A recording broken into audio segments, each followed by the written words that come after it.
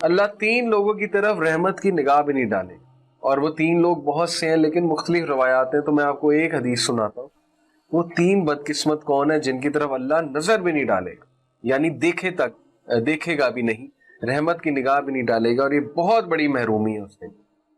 نبی صلی اللہ علیہ وسلم نے فرمایا، ایک ماں باپ کا نافرمان، جس نے ماں باپ کو بہت دکھ دیا، جو ماں باپ سے تلخ لہجے میں بات کرتا تھا، بدتمیزی کرتا تھا، ماں باپ کی خدمت نہ کی۔ بوڑھے ماں باپ اس نے اپنی زندگی میں پائے لیکن اس نے توجہ نہیں دی، تو بہت ہی یہ خطرناک بات ہے کہ اللہ اس کی طرف دیکھے گا بھی۔ ماں باپ کو دکھ دینے والا، ماں باپ کو جس نے بہت زیادہ تکالیف دی، تو ماں باپ کا نافرمان۔ نمبر 2، وہ بوڑھا جو زانی ہے، یہ بھی اس لسٹ میں آتا ہے۔ اور سٹرینج بات ہے کہ بوڑھا زانی، کیونکہ دیکھیں بڑھاپے میں بزرگی ہوتی ہے، اور بڑھاپے میں بندہ برے اعمال کرے تو یہ ایک ایسی چیز ہے کہ اللہ تعالیٰ کی رحمت سے وہ محروم ہو جائے۔ اور پھر ایک لسٹ میں آتا ہے کہ دیوس کسے کہتے ہیں؟ کہ وہ شخص جس کو غیرت نہیں آتی اپنی وومن فوک کے حوالے سے، یعنی اس کی وومن فوک اگر کچھ بے حیا حرکت کریں یا کچھ ایسا لباس پہنے جو ظاہر ہے کہ اموڈسٹ کلوتھنگ ہے، تو اس کو حیا نہ آئے، دیٹ پرسن اللہ کے نزدیک اللہ اس کو دیکھیں گے بھی نہیں، نظر بھی نہیں ڈالیں گے کہ تمہاری غیرت کہاں پہ تھی۔ تمہیں اللہ تعالیٰ نے قوام بنایا، لیڈر بنایا، you are the controller of the house, اور تمہارے سامنے یہ حرکتیں ہوتی رہی ہیں، تم نے توجہ تک نہیں دی، غیر ذمہ داری دکھائی ہے۔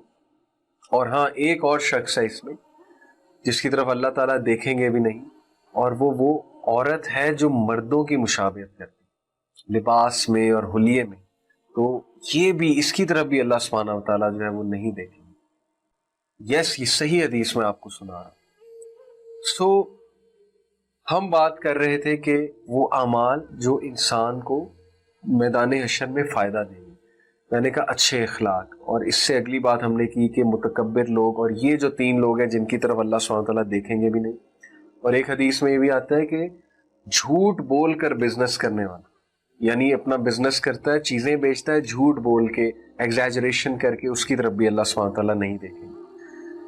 عاجزی اور تواضع کے طور پر سادہ لباس پہننے والے کو حشر میں اس کا پسندیدہ لباس پہنایا جائے گا۔ ترمذی کی روایت ہے، صحیح حدیث ہے، اور حدیث کا جو نمبر ہے یہ 2017 ہے، جلد نمبر 2 ہے۔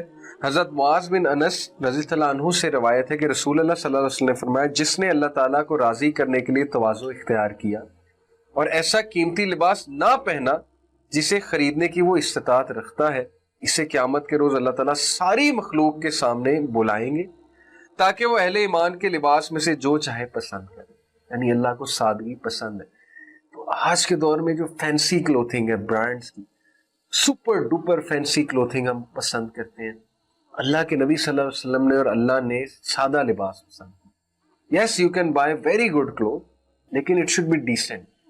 فینسی کلوتھنگ جو ہے وہ پرسنلی میں بھی خیر اتنا لائک نہیں کرتا، اور اس سے اجتناب ہی کرنا چاہیے according in light of this حدیث۔ پھر حشر میں اہل ایمان کے وضو کی جگہ سفید اور روشن ہوگی۔ یہ بھی ایک ایسا عمل ہے جو حشر کے میدان میں انسان کو واضح کرے گا۔ سورہ کہف کی ہر جمعے کو تلاوت کرنے والے جو لوگ ہیں ان کو حشر کے میدان میں لائٹ میسر ہوگی، اور پل صراط پہ یاد رکھیں سخت اندھیرا ہو، شدید اندھیرا۔ اس وقت کون سی لائٹ آئے گی آپ کے سامنے؟ وہی اعمال، وہ جو تلاوتیں آپ نے کی ہوں گی، آپ کے نیک اعمال ٹارچ لائٹ بن کے آئیں گے۔ اور سورہ حدید میں پورا مکالمہ ہے منافقین کا اور مومنین کا۔ منافقین پیچھے سے آوازیں لگائیں گے مومنین کو، سورہ حشر کی آیات کا آپ کو کانٹیکسٹ بتا رہا ہوں۔ وہ کہیں گے کہ تھوڑی سی لائٹ ہمیں بھی دے دو، ہم بھی بورو کر لیں تم سے تھوڑی سی لائٹ، ہمیں کچھ نظر نہیں آ رہا، کیونکہ اتنا ہولناک منظر ہوگا، پل صراط کراس کرنا ہے، لائٹ ہی نہیں ہے، اندھیرا۔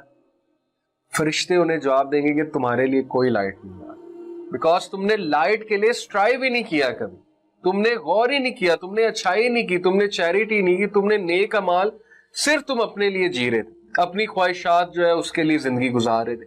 کیا نیکیاں کی ہیں تم نے؟ ان لوگ کو لائٹ نہیں دی جائے گی۔ اللہ تعالیٰ ہمیں ان لوگوں میں شمار کریں جن کے پاس لائٹ ہوگی، لیکن اعمال کریں گے تو لائٹ ہوگی، ایسے نہیں۔ سو وضو کی جگہ سفید اور روشن ہوگی. حضرت ابو رضی اللہ عنہ کہتے ہیں, صحیح بخاری کی حدیث ہے, نبی اکرم صلی اللہ علیہ وسلم کو فرماتے سنا ہے کہ میری امت کے لوگ قیامت کے روز وضو کے نشانوں سے بلائے جائیں گے. وضو کی جگہ سے ان کی پیشانیاں, ہاتھ اور پاؤں سفید ہوں گے. تم میں سے جو شخص سفیدی بڑھانا چاہے بڑھا لے, یعنی وضو میں رہے.